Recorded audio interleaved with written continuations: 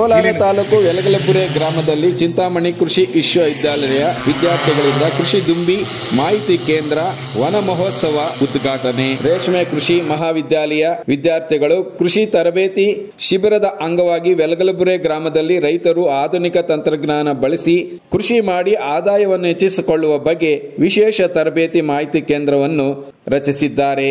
ಇನ್ನು ಈ ಕಾರ್ಯಕ್ರಮದಲ್ಲಿ ಮುಖ್ಯ ಅತಿಥಿಗಳಾಗಿ ಕೃಷಿ ಮಹಾವಿದ್ಯಾಲಯ ಡೀನ್ ಡಾಕ್ಟರ್ ಪಿ ವೆಂಕಟರಮಣ ಮಾತನಾಡುತ್ತಾ ವಿದ್ಯಾರ್ಥಿಗಳು ರೈತರೊಂದಿಗೆ ಸಂವಾದ ನಡೆಸಿ ಕೃಷಿ ಕ್ಷೇತ್ರದಲ್ಲಿ ಜ್ಞಾನದ ಸೇತುವೆ ನಿರ್ಮಿಸುವ ಕಾರ್ಯ ಮಾಡುತ್ತಿರುವ ಬಗ್ಗೆ ಶ್ಲಾಘನೆ ವ್ಯಕ್ತಪಡಿಸಿದರು. ಸಂಯೋಜಕ ರೇಷ್ಮೆ ವಿಜ್ಞಾನಿಗಳ ಪ್ರಾಧ್ಯಾಪಕ ಡಾಕ್ಟರ್ ರಾಮಕೃಷ್ಣ ನಾಯಕ್, RAWEP ಸಂಯೋಜಕರಾದ ಡಾಕ್ಟರ್ MV ಶ್ರೀನಿವಾಸ ರೆಡ್ಡಿ, ಯಲಗಲಪುರೆ ಗ್ರಾಮದ ಸಂಯೋಜಕರಾದ doctor Rudragowda, Chiluru doctor Sanjeeva Kyatappa, doctor Amrutha, doctor Yashika, doctor Nalina, doctor Venkat Naik, doctor Gowda PA, doctor Suresh ಮುಂತಾದವರು ಮಾರ್ಗದರ್ಶನ ನೀಡಿದರು.